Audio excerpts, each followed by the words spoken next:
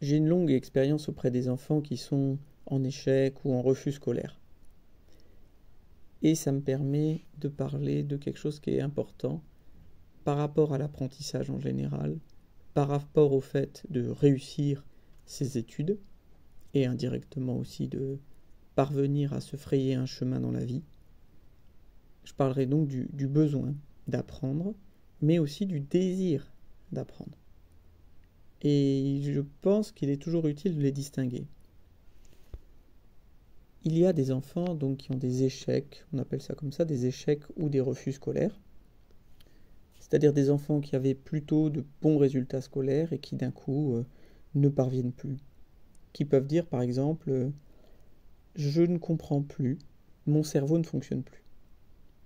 Il s'agit ici d'une inhibition intellectuelle. Les capacités cognitives étant largement présentes, l'enfant en a fait la preuve ne serait-ce que l'année précédente, mais là, il n'y arrive plus. C'est-à-dire qu'une des fonctions du moi est limitée. Il n'y parvient plus. Alors, comment on peut comprendre ça? Il y a plusieurs manières de comprendre, mais il y en a une assez régulière. C'est lorsque l'échec de l'enfant est une réponse à une demande des parents, la demande de performance. Et apporter la réussite aux parents, c'est leur apporter une satisfaction. Les enfants, assez jeunes, avant l'adolescence, s'y prêtent plus facilement. Et on voit donc des enfants qui sont donc à l'école pour satisfaire leurs parents. Pourquoi le font-ils? Eh bien parce que certains parents le demandent sans même s'en apercevoir. Par exemple, un couple que j'avais rencontré et qui avait beaucoup parié sur leur enfant, avait investi tout ce qu'ils pouvaient pour sa réussite, parce qu'eux-mêmes n'avaient pas fait d'études, n'avaient pas réussi scolairement, et donc n'avaient tout simplement fait aucune étude supérieure et n'avaient pas obtenu ni le brevet ni le baccalauréat. Ici, il disait quelque chose comme nous on a échoué, mais notre enfant ne le peut pas. Il ne peut pas échouer. Il est missionné pour réussir ce qu'on a raté.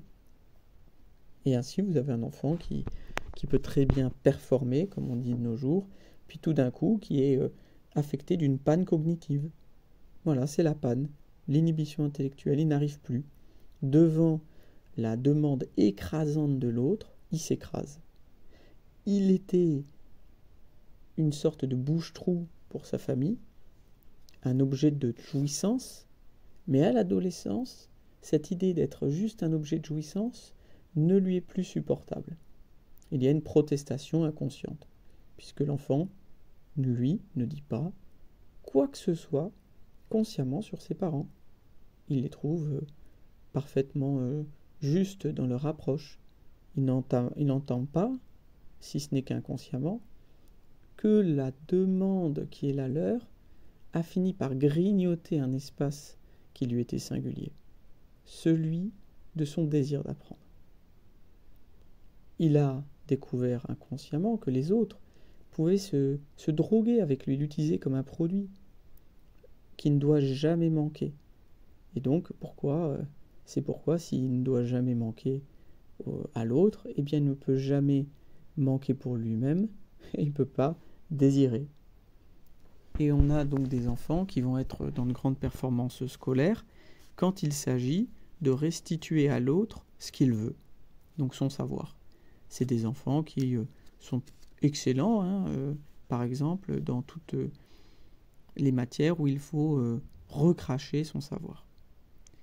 Il y a beaucoup d'étudiants, je l'ai remarqué à l'université, qui continuent de fonctionner ainsi. À l'inverse, et c'est ce qu'on peut leur souhaiter à l'avenir, quand ils auront pu se défaire de ce lien-là, ils pourront aborder le savoir avec une pulsion de savoir qui se met au service d'un projet particulier, d'un projet personnel. Une façon d'introduire le savoir à leur projet propre, à leur vie propre, c'est une manière de sortir de la répétition, de répéter. Donc à la place de rendre à l'identique le savoir, à l'autre, ils sont en mesure de l'assumer en leur nom propre et de l'élaborer. C'est-à-dire ils reçoivent un savoir, plutôt que de le redonner de façon réfléchissante, comme un miroir, ils l'élaborent, le transforment, et bien sûr, et c'est là tout l'intérêt d'aller à l'école, vous vous transformez vous-même avec le savoir qui passe par vous, et quand vous le restituez, quand vous donnez, quand vous faites l'écho de ce savoir, eh bien c'est plus du tout la même chose. Voilà, donc c'est ce qu'on peut qualifier donc du désir d'apprendre, un apprentissage qui n'est pas une fin en soi, mais qui est un moyen de s'élever, voilà, et non pas de se rapetisser et d'être la caisse de résonance des frustrations des parents, par exemple. Voilà, donc dans tous les enseignements scolaires, essayons de pas tellement privilégier le besoin d'apprendre, mais plus son désir. Voilà.